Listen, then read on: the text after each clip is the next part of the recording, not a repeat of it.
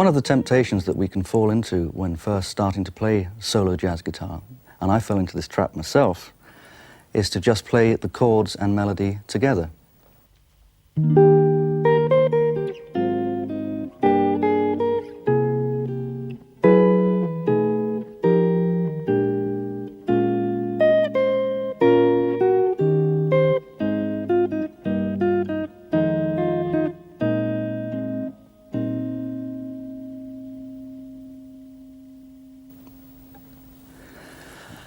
Now, while there was nothing really wrong with that, but it wasn't very interesting or creative.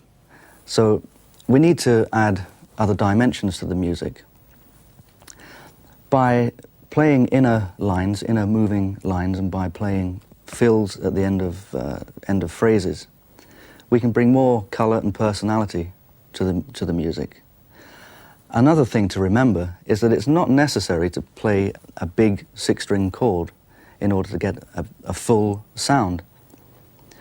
You can get the effect of a large chord by just using the right voicings. You can just use 2 or 3 notes, and if they're the right ones, used in the right place, it can give the effect of a large chord to the listener. The listener will actually make up the other notes for themselves.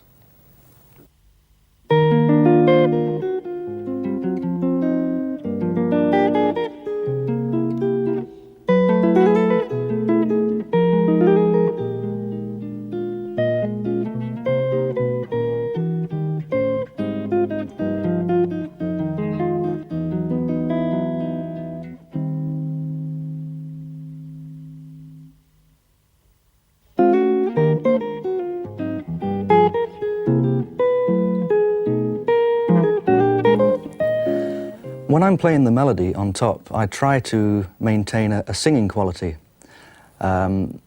This gives a kind of sense of lyricism. In fact, it's probably a good idea if you can learn the lyrics to a tune as well.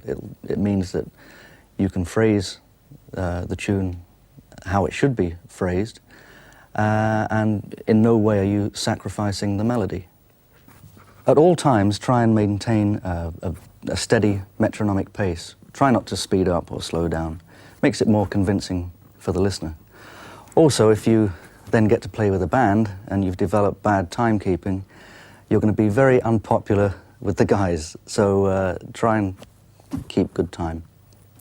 It's important to remember that it's not really necessary to overplay chordal sequences. Very often, what you leave out can be just as important as what you put in.